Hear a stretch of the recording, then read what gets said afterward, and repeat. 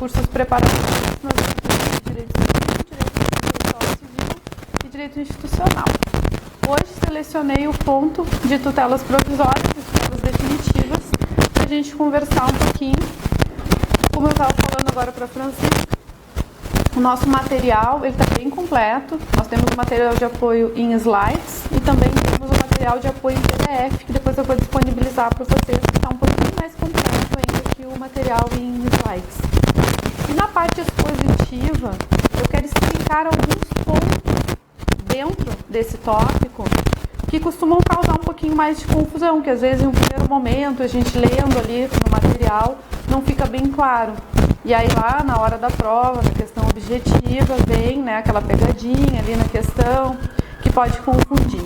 Então separei alguns tópicos dentro dessa temática, dentro desse ponto, né, que na verdade são dois pontos que eu agreguei, tutelas provisórias e tutelas definitivas, para a gente abordar aqui na parte expositiva. Então eu começo explicando a parte de tutelas provisórias, né? Nós temos, na verdade, duas espécies ali dentro das tutelas provisórias. Pode passar ali para o próximo. Nós temos provisórias, a tutela de urgência e a tutela de evidência, como se fossem dois macros grupos. E dentro da tutela de urgência, nós ainda temos duas subespécies. Nós temos a tutela antecipada e a tutela cautelar. Então, quando a gente fala de tutela provisória, na verdade, a gente está falando sobre algo que pede provisoriamente antes de se alcançar a tutela definitiva, que vai vir lá na sentença, lá no provimento final. Essa tutela provisória, esse algo que se pede antes e que é provisório, é precário, portanto, ele pode se dar de duas espécies, em dois grandes grupos, que seria a tutela de urgência ou a tutela de evidência, e dentro da tutela de urgência em duas modalidades, de forma antecipada ou de forma cautelar. Nós vamos adentrar melhor essa diferenciação a seguir. Mas só para fazer já uma diferenciação prévia desses dois macrogrupos, na tutela de urgência, o que diferencia basicamente a tutela de urgência da tutela de evidência é justamente a urgência. Isso está no nome, né, de uma das tutelas. Por quê? Porque na tutela de urgência a gente precisa comprovar o risco ou resultado útil do processo ou um eventual perigo de dano. E na tutela de evidência a gente precisa comprovar apenas a probabilidade do direito. Então essa é a grande diferenciação ali de uma e outra. A evidência, ela serve para sanar ali, para objetivar situações que precisam agora, precisam de imediato. E a de evidência, ela está mais ligada a direitos evidentes, direitos que podem ser prontamente comprovados, plenamente comprovados ou de plano comprovados. Então, no mínimo, aqui a parte adversa não consegue fazer prova para afastar, porque não precisa de uma instituição probatória mais complexa, então pode ser antecipadamente provida.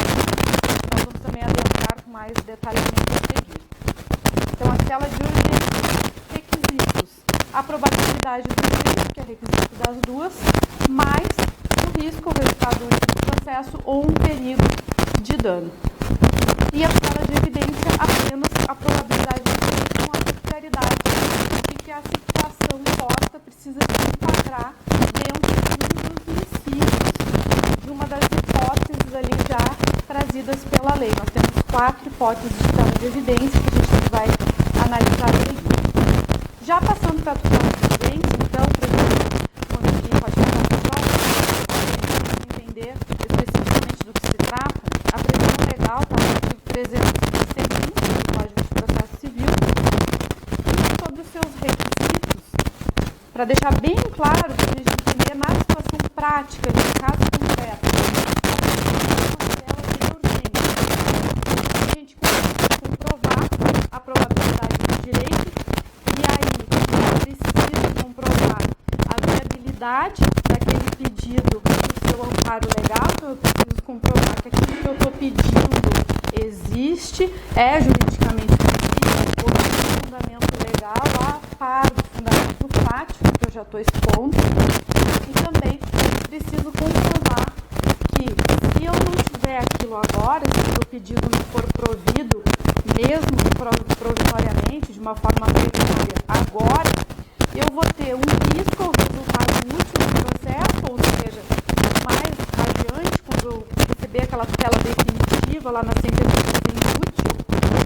Então, eu preciso comprovar que sem o provimento inicial, sem o provimento liminar, eu posso ter uma perda do objeto do processo, por exemplo, ou sem o provimento liminar, aquele provimento definitivo não vai me servir, vai ser inútil, ou o perigo de dano. E o perigo de dano é provar que se eu não alcançar aquele objeto agora, eu posso ter um dano iminente. E esse dano ele tem que decorrer da espera. Então, o fato de esperar pelo provimento definitivo vai causar um dano. Esse é o perigo de dano que eu preciso comprovar para pedir a tutela de urgência. Assim como o dano que depende diretamente do próprio indeferimento da liminar. Então, se o juiz me negar a liminar, é como no caso de um pedido de medicamento. Por exemplo, eu preciso de medicamento, eu preciso agora, porque eu preciso iniciar o tratamento agora. Se é negado esse medicamento, eu não iniciar o tratamento agora, eu vou ter a minha saúde, um dano físico. É mais fácil de visualizar assim. Então, o dano decorre diretamente de ter negado o pedido liminar.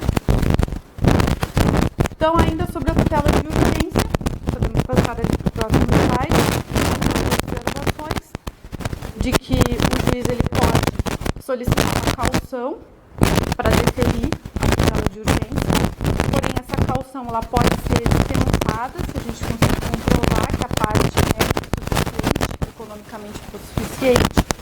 Ainda há a possibilidade de deferimento liminar após o pedido de justificativa prévia, que ocorre quando o juiz, então, ele pede que a parte se justifique e ele pode também pedir que a outra parte se manifeste, né, e aí não vai ser aquela liminar inaudita altera partes, que a gente fala, né, que é sem a oitiva da parte contrária, ele vai ouvir a parte contrária, ela vai se manifestar, vai se justificar depois, ele vai decidir e mesmo assim vai ter uma tutela antecipada, aí a gente precisa fazer a diferenciação dos termos, né, o liminar, que é a tutela antecipada. Liminar é uma forma de operacionalização do pedido, é a forma da decisão. A decisão liminar é a decisão em que o juiz antecipadamente dá o provimento sem ouvir a outra parte, de forma liminar, de forma imediata. E uma tutela antecipada é aquela tutela que antecipa o provimento definitivo. Ela pode acontecer com ou sem prévia da outra parte, ou seja, de forma liminar ou não. E ela não deixa de ser uma tutela antecipada, entenderam? Porque tem uma diferenciação entre tutela antecipada e liminar. Liminar é a forma como o juiz dá a decisão, e tutela antecipada é o momento em que essa decisão ocorre em relação ao pedido. Então, impossibilidade também de deferimento em caso de reversibilidade dos efeitos da decisão, que é a situação em que eu estou pedindo, mas naquele momento pode gerar consequências que serão irreversíveis, e isso por algum tempo foi sustentado, por exemplo, nos casos de pedido de cirurgia, né? Então, quando a gente pede antecipadamente uma cirurgia de emergência, né, e ela é realizada, não pode pedir sempre. Então, seus efeitos são irreversíveis. Se eu tiver, por ventura, né, lá no final, uma sentença de improcedência, eu posso fazer o que eu já fiz. Né? Então, isso foi por muito tempo sustentado, né, especificamente pelo Estado, para rebater os pedidos de tutela antecipada, de tutela provisória, em relação aos pedidos de cirurgia, né, e relacionados que satisfazem completamente, né, acabam sendo uma forma de realização da tutela definitiva já de forma antecipada, porque não tem como desfazer, porque eles são irreversíveis. Mas ali sopesando os direitos acabou se entendendo que, mesmo nesses casos da irreversibilidade, prepondera o direito à vida, o direito à saúde, e pelo menos na prática, o juiz último deveria, o juiz antecipada.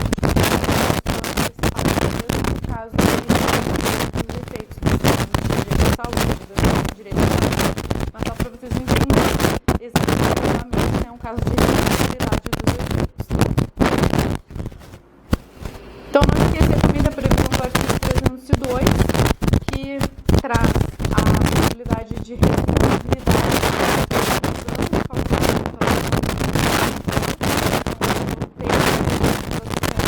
e essa efetivação ela gera danos, ela causa danos, pode ser para a parte adversa dentro do processo para terceiros, o autor é responsável por indenizar esses danos.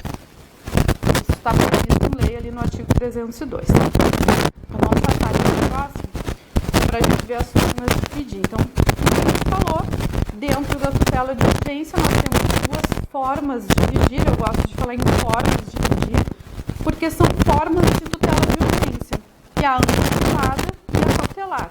Em resumo, a tutela antecipada tem o objetivo de antecipar o pedido principal, ela traz o pedido principal para um momento inicial do processo, e a tutela cautelar, ela tem o objetivo de assegurar o resultado, né, definitivo do processo. Então, ela vai acautelar, ela vai, por meio de instrumentos próprios, garantir que o resultado definitivo ele seja alcançável, ele seja efetivo e ele seja viável. E aí nós temos vários meios e instrumentos dentro da tutela cautelar para garantir a viabilidade do pedido definitivo depois. Vamos passar ali para o próximo para ver os momentos de pedir. Então, claro que dentro das formas de pedir na tutela de urgência, nós temos a tutela antecipada e a cautelar. E aí nós temos dois momentos de pedido. Nós podemos pedir a tutela antecipada e a tutela cautelar em dois momentos, de forma antecedente, quando essa urgência ela é concomitante à propositura da ação. Então, quando eu vou propor a inicial, vou lá decidir a inicial, eu já tenho essa urgência. Eu já tenho que fazer esse pedido de tutela provisória ali. Ou incidentalmente. Essa distribuição da inicial, o processo começou a tramitar e surgiu a urgência no decorrer da tramitação do processo. E aí, por simples peticionamento, eu vou fazer durante a tramitação do processo, no meio da tramitação do processo, eu tenho dois momentos para pedir a tutela de urgência. Antecedente, junto, né, no momento da tramitação da inicial, e aí nós temos um procedimento próprio para isso que a gente vai seguir, ou incidentalmente, quando o processo já está tramitando e ela tem a urgência, e eu vou fazer o processo. Tutela antecipada, então, requerida de caráter antecedente. Aqui nós entramos, então, na espécie tutela antecipada, quando nós precisamos fazer o pedido no momento anterior, né, junto, comitante, à distribuição da inicial. Qual é o procedimento? Então, é apresentado apenas o pedido da tutela de urgência, indicando naquela petição o pedido principal, não precisa fazer uma inicial completa, falando todos os fatos, todos os fundamentos e todos os pedidos. Porque muitas vezes nós não temos só um pedido, né? Podemos ter pedido principal, pedido subsidiário, podemos ter pedidos alternativos, pedidos cumulativos, mas quando a gente tem uma urgência já naquele momento, a gente vai apresentar aquele pedido e a gente vai indicar o pedido principal, que é o pedido da tutela definitiva, aquele que a gente quer que seja lá julgado procedente no final do processo. Se for mais de um pedido principal, a gente vai indicar todos. O que precisa constar, então, nessa pseudo petição inicial, que a gente vai fazer, uma espécie de prévia de petição inicial. O pedido de tutela de urgência, a tutela antecipada, que é que o juiz antecipe para nós, a gente vai expor a lide e qual é o direito em que se funda essa lide. E a gente vai expor também a comprovação do perigo de dano e o risco ou resultado útil do processo. Então vejam que basicamente é o pedido da tutela antecipada e os seus requisitos, a probabilidade do direito e ou o risco ou resultado útil do processo ou perigo de dano. Ela se torna, essa petição inicial, uma petição simples, prévia à petição inicial, indicando qual é o pedido principal que vai vir depois no aditamento. Porque depois a gente tem ali, seguindo o procedimento, um aditamento para complementar essa petição, essa pseudo-petição inicial. Se for concedida a tutela, a gente vai fazer o aditamento dessa inicial, então, em 15 dias, e vai complementar. E aí a gente vai trazer todos os dados, os fundamentos, todos os pedidos, vai deixar ela direitinho, como ela deveria ser, a inicial, vai pedir a citação do réu, para que ele compareça em audiência, para que confere. E caso não seja feito esse aditamento nesse prazo de 15 dias, o processo vai ser extinto sem resolução do mérito. Então, cabe novo pedido depois, né? No caso, coisa julgada material.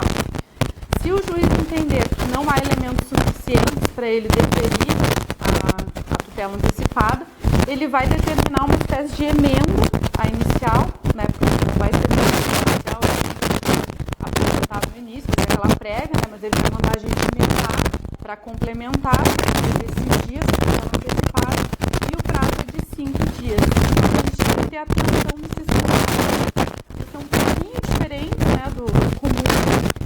Depois nós temos mais prazos ali a seguir, mas a gente vai grifando para gravar, porque eles costumam cair em prova, especialmente esse emenda. Vamos para o próximo, então, para seguir na parte da tutela antecipada de caráter antecedente. Ela tem uma peculiaridade, que é a possibilidade de estabilização dos efeitos da tutela. E essa estabilização, ela só acontece aqui, na tutela antecipada requerida em caráter antecedente. Então, é importante que a gente atente, né, para esse procedimento, porque ele pode culminar na estabilização dos efeitos. A previsão está no artigo 304 do Código de Processo Civil, que diz que a tutela antecipada torna-se estável se da decisão que a conceder não for interposto o respectivo recurso. E aí, por interpretação extensiva, entende-se que recurso pode ser o agravo de instrumento, a contestação ou qualquer outra forma de impugnação, de insurgência do réu, da parte adversa em relação àquele pedido. E o resultado é que o processo ele será extinto sem resolução do mérito. Então, eu fiz o pedido de tutela antecipada, o juiz deferiu, o réu não contestou, não impugnou, não agravou, ficou silente. O processo vai ser extinto, né? Vai passar o prazo ali, certificou o prazo, decurso do prazo, não houve manifestação do réu. O processo fica uma decisão de extinção sem resolução do mérito, sem coisa julgada material. É uma decisão precária, ela não faz qualquer tipo de coisa julgada que impeça que ela seja revista, né, debatida, alterada depois, e ela fica, as partes são intimadas dessa decisão, a tutela conserva os seus efeitos e as partes ficam com a possibilidade de, em até 2 anos, rever, alterar ou invalidar essa decisão que concedeu a tutela antecipada. Então, essa é a estabilização dos efeitos. Se chama estabilização dos efeitos porque ela fica de forma estável produzindo efeitos, enquanto ela não for alterada, revista ou validada. E esse pedido de revisão, alteração, validação, dentro desse prazo de 2 anos, ele se dá por meio de uma ação própria. Então, aquele processo ali, ele fica, né, paradinho ali, arquivadinho, e segue ali em stand-by. Então, as partes podem rever, alterar, né? Senão, depois ele vai transitar em julgado e vai seguir o rumo dele. Ele pode ser ressuscitado, voltar a andar se houver alteração. Isso acontece muito nos processos de saúde, quando as pessoas ficam, né? Pede a tutela, o juiz defere e elas ficam recebendo o medicamento, por exemplo, por meio de tutela antecipada. Então, enquanto está fazendo aquele tratamento, às vezes é tratamento a longo prazo ou para o resto da vida, e a pessoa fica fazendo aquele tratamento e o processo fica ali. E ela fica, por força daquela tutela antecipada, com efeitos estabilizados, sempre recebendo aquele medicamento. Então, é bem comum. Pode ser que depois, lá pela ela não precise mais, ou às vezes ocorre o óbito, informa, e o processo, né, arquiva de vez. Então, a tutela cautelar requerida em caráter antecedente, que é a nossa próxima espécie, também pode ser requerida em caráter antecedente, que é essa forma prévia, junto com a inicial, antes da inicial. Ela tem essa peculiaridade de de objetivar garantir a possibilidade da tutela definitiva por meios e instrumentos próprios. Então, o procedimento dela é parecido, apresenta uma petição com indicação da lide e o seu fundamento, mais a exposição primária do direito, mais o perigo de dano, o risco, o resultado útil do processo. Então, é a mesma coisa. Faz o pedido da cautela, mais os seus requisitos. A exposição do direito, a exposição do direito, mais o risco, o resultado útil do processo ou o perigo de dano. Pede para o réu ser citado para contestar. O prazo da contestação aqui é também um prazo que a gente precisa prestar atenção, porque ele é 5 anos. Após a contestação, ele segue o rito comum. Então, ela só tem especial no momento do pedido da tutela cautelar. Da tutela cautelar, por essa petição mais simples, mais simplificada, pede para o réu ser citado que ele contesta no rito, no procedimento comum, ordinário. Se não for contestado o pedido, nós temos o julgamento antecipado da multa, não vai ser necessário delação probatória. Pediu a cautelar, o juiz deferindo ou não, vai seguir o rito comum, o réu contestando vai ter a dilação probatória, se for necessário. Se não tiver contestação, não tem dilação probatória. Nós já vamos passar para o nesse caso aqui eu já botei a observação ali, não há estabilização dos efeitos da tutela, tá? Quando efetivada a cautelar, o pedido principal vai ser formulado no prazo de 30 dias. Então, mais um prazo para a gente grifar, o autor vai ter o prazo de 30 dias para fazer aquela espécie de aditamento ali da inicial para complementar a inicial, a contar da efetivação da cautelar. E ela pode perder a eficácia em algumas situações. Então, ela perde a eficácia, a cautelar, quando o pedido principal não for feito no prazo de 30 dias, quando ela não for efetivada no prazo de 30 dias, então quando a gente não conseguir fazer ela acontecer, né, o autor não promover os meios ali que lhe competem para fazer a cautelar ser efetivada, acontecer no mundo real, no prazo de 30 dias, quando o pedido principal no final for julgado improcedente, lá no provimento definitivo, quando o processo for extinto sem resolução do mérito, e nesses casos não pode haver então um novo pedido com o mesmo fundamento. Então não posso propor um novo pedido de tutela cautelar com o mesmo fundamento se eu incidir em alguma das formas de perda da eficácia da cautelar. Vamos para o próximo? Algumas observações sobre a tutela cautelar requerida em caráter antecedente. Então, o indeferimento da cautelar, ele não obsta que o autor formule o pedido principal e nem influi no julgamento. Então, eu fiz o pedido da cautelar, da tutela cautelar, e o juiz indeferiu. O processo ele não morre por ali. Eu posso fazer aquela espécie de aditamento da minha inicial, complementação da minha inicial. Vou pedir a citação do réu, o réu vai contestar ou não, vai seguir pelo rito comum. E o processo vai ser julgado ao final, para a gente chegar lá na tutela definitiva, que pode ser procedente ou improcedente, porque o fato de o juiz ter negado, indeferido a minha tutela cautelar, não quer dizer que ele vai indeferir o meu provimento definitivo. Não quer dizer que eu não tenha o direito, talvez eu não tenha o direito a cautelar agora, mas o direito ao mérito, ele vai analisar lá no provimento definitivo. Então, o processo segue até a sentença, salvo se o indeferimento for por prescrição ou decadência, porque agora é mérito, trata-se de mérito, e aí vai influenciar no provimento definitivo. As formas de efetivação da cautelar. Então, a cautelar, ela pode ocorrer, acontecer ali no mundo real, ali no mundo dos fatos, através de arresto, de sequestro de bens, arrolamento de bens, registro de protesto contra a alienação de bens e qualquer outra medida idônea. E o juiz tem o poder geral de cautela, que consiste no fato de ele poder analisar aquela situação, aquele caso concreto, e pensar na melhor medida, na melhor forma de fazer a efetivação daquele direito. Então, pode ser que nenhuma dessas formas aqui, previamente existentes na lei, se adapte perfeitamente àquele caso concreto. Então, ele vai pensar uma suspensão do direito de dirigir, suspensão do direito de construir, né? Então ele vai ver ali o que poderia melhor acautelar aquele direito para garantir o provimento definitivo de uma forma efetiva, que não necessariamente vai ser as formas já previstas ali na lei para essa situação.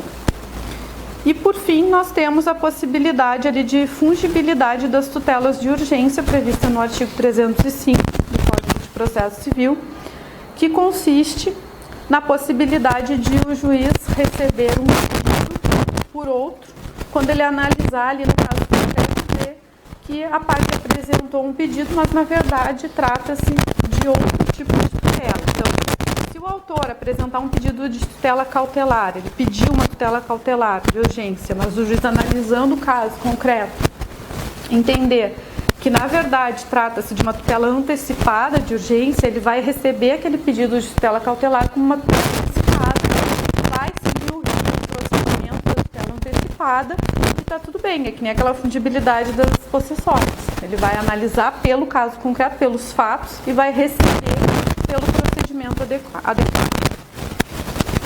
E para finalizar as nossas tutelas provisórias, a parte de tutelas provisórias, nós temos a tutela de evidência, que tem a previsão legal ali no artigo 311 e é a mais simples de todas, porque a própria lei já nos traz os requisitos, ali, as hipóteses em que ela pode acontecer, os requisitos para ela, apenas a probabilidade do direito, então eu apenas preciso comprovar que o meu direito é viável, que ele tem amparo legal, que ele tem fundamento e que a minha situação fática se enquadra em um dos incisos do artigo 311.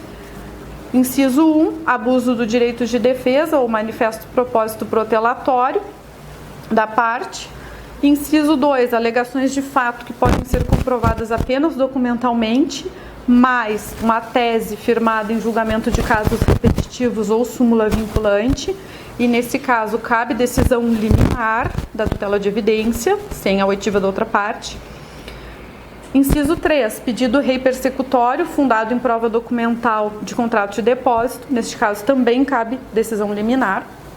E por fim o inciso 4, petição inicial instruída com prova documental suficiente dos fatos constitutivos do direito do autor, a que o réu não opõe a prova capaz de gerar dúvida razoável. Então essas são as hipóteses da tutela de evidência, incisos do artigo 311, mais probabilidade do direito.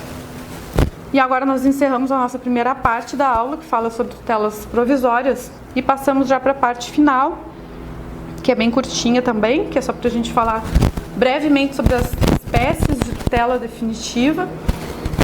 Lembrando que tutelas definitivas estão ligadas ao provimento final do processo, então tudo aquilo que põe fim a uma fase do processo, né, considerando que atualmente, tratando-se de processo sincrético, nós temos a fase de conhecimento, a fase de cumprimento de sentença, então pode ser a decisão que põe fim à fase de cumprimento de sentença ou a fase do processo de conhecimento, primeira ou segunda fase.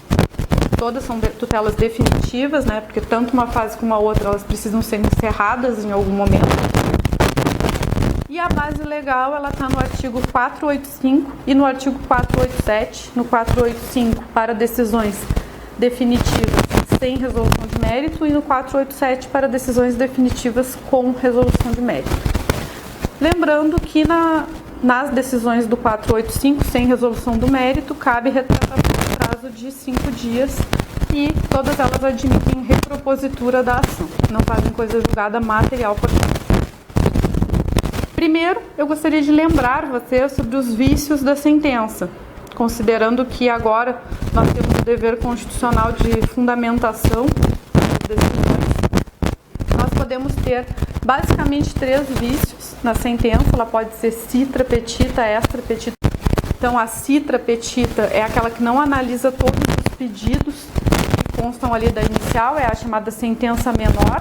Então eu faço ali 5 pedidos principais, né, ou cumulativos, e o juiz, na hora de sentenciar, definitivamente processo deixa algum de fora, né? Ou dentro de um mesmo pedido ele analisa menor. Então eu pedi tantas coisas dentro de um único pedido e ele analisa tanto menos. Não está tão ligado ao provimento, ao fato de ele prover, mas ao fato de ele analisar, de ele explorar na decisão dele por que ele deu ou por que ele não deu, por que ele proveu ou por que ele não proveu. Não tanto ao mérito, mas o fato de ele analisar. Então ele não analisou. Eu pedi 5 coisas na sentença, ele analisou apenas 3. Ele me deu as 3, mas ele não falou nada sobre as outras 2.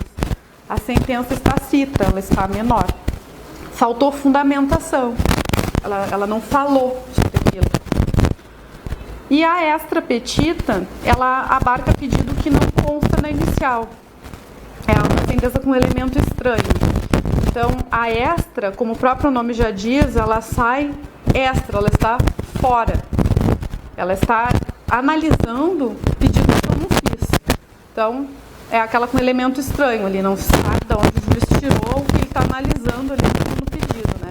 Analisa, talvez, né, tudo que eu pedi, se não for escrito, e algo mais, coisas além.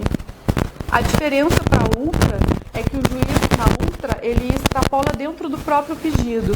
Então, dentro das coisas que eu pedi, ele dá a mais, né? É como se ele se empolgasse dos meus pedidos e ele dá a mais dentro do meu pedido, dentro das coisas que eu pedi. Né? Pode acontecer ali quando ele aumenta o valor do dano moral, por exemplo. Não chega a ser um vício propriamente de anular a sentença, mas é uma sentença ultra, porque eu pedi 10 mil e ele deu 20, porque ele acha que eu mereço 20. Então, ele extrapolou dentro do meu pedido, dentro da fundamentação, do mérito, mas não foi a mais. A diferença na extra é que se eu pedi dano moral e ele me deu dano moral e material, por exemplo, que eu não pedi, ele está saindo fora do meu pedido. Na outra, ele está dentro do a mais. Agora, sobre as espécies de tutelas definitivas, nós temos várias espécies. Eu não sei aqui a teoria clássica, que ajuda bastante, uma análise um pouco mais ampliativa, para trazer para vocês até mais desconstruída aqui, para que vocês possam entender mais com base na finalidade da tutela, do que propriamente da classificação. Então, começando pela tutela declaratória, né, eu coloquei aqui a tutela declaratória, constitutiva, executiva, mandamental e a condenatória. Então, a declaratória, ela lida com uma crise de incerteza. Então, dentro da tutela declaratória, eu estou pedindo para o juiz declarar algo que não está claro para mim, que eu não sei como é, que eu não sei como deveria ser.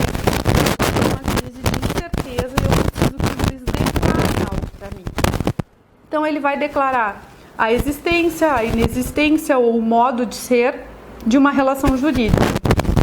Em regra, esse tipo de decisão de tutela, ela produz efeito ex-nunc.